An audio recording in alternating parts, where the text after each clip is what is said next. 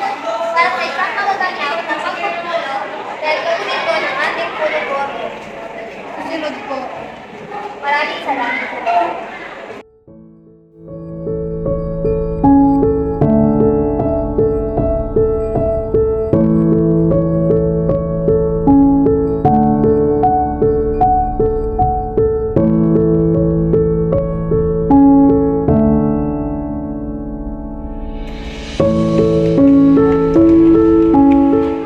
Magandang umaga po, Ginoo. Ito nga po pala ang pinapadalang notisya ng buong guro para sa inyong gaganaping pagpupulong. Maraming salamat mag-aaral.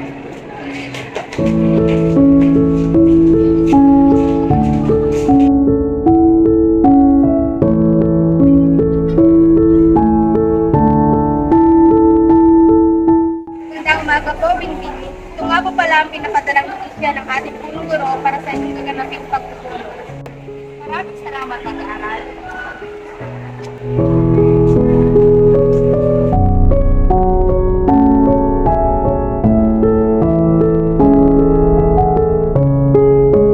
Magandang umaga po, Ginoo. Ito nga po pala ang pinapadalang notisya ng ating punong guro para sa inyong gaganaping pagpupulong. Maraming salamat mag-aaral.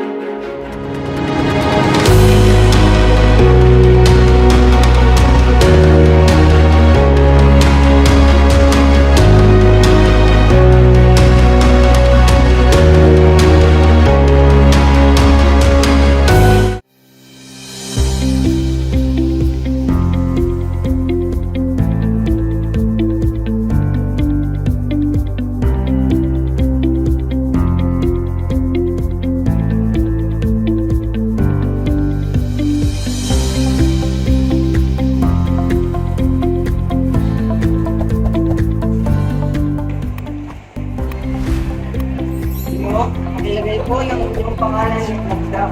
Oras ng pagpasok para maging patunayan ay dumalo sa gaganapin ng pagkakas.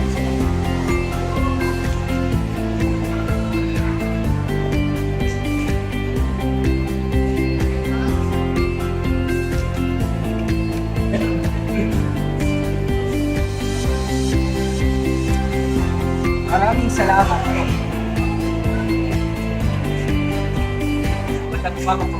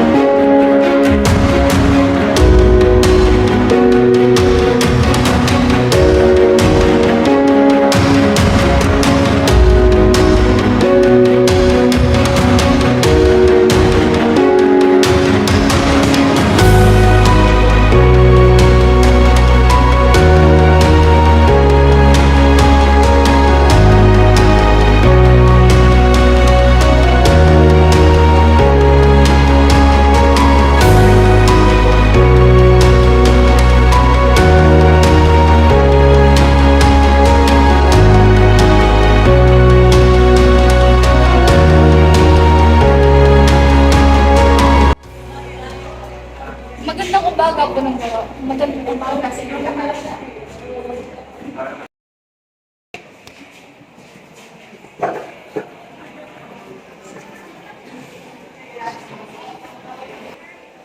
Magandang umaga sa inyo lahat.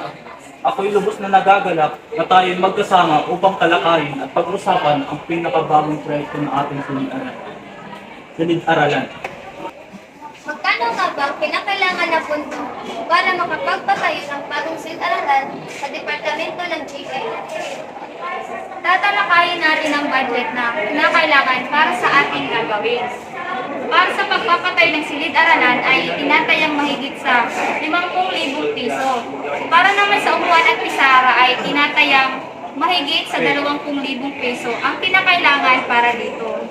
Sa kabuuan naman ng ating proyekto ay tinataya ng mahigit sa 70,000 piso na budget para maipatayo ang proyektong ito. Sa makatuwid, maaaring may magbigay ba ng kanyang suwesyon para tayo'y makalikom ng pondo? Maaaring gumawa tayo ng budget proposal na ating ibibigay sa ating gobyerno at tayo matulungan. Sumasang-ayon ba ang lahat?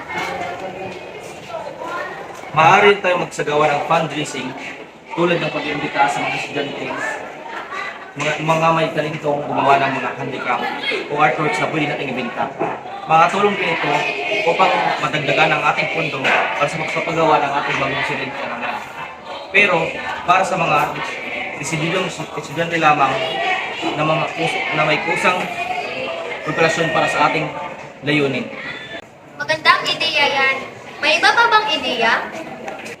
Maaari ring bigyan ng solicitation letter ng mga pribadong negosyo, lokal na gobyerno, non-profit organization at mga individual na maaaring maging interesado sa pagsuporta ng proyekto sa silid. Magandang ideya yan. Maaari ka bang magregalo ng pangwakas na salita, GA Cluster Head? Maraming salamat. Nais ko lamang ilahad muli ang mga sinabi ni Senior High School Department Head na tinataya na nasa 50,000 piso ang nilaan para sa pagpapatayo ng silid-aralan at tinatayang nasa 20,000 piso naman para sa mga upuan at pisara. Para sa sinabi naman ay instructional consultant ay kinakailangan natin gumawa ng budget proposal na ating ibibigay para sa ating gobyerno at nang sila'y mabigyan ng rason upang tayo aksyonan at mabigyan ng nararapat na tulong. Sumasang-ayon ba ang lahat sa opinion ng ating punong-guro sa Departamento ng GA? Sumasanglayan ako. Sumasang-ayon. Kung ganun, ay dito na nagtatapos ang ating pagpupulong. At para naman sa susunod na pagpupulong, ito'y gaganapin sa Cavite City National High School Conference Room sa araw ng Martes, ika-18 ng Agosto, 2014 sa kasalukuyan, alas 9 ng umaga. Maraming salamat sa inyo.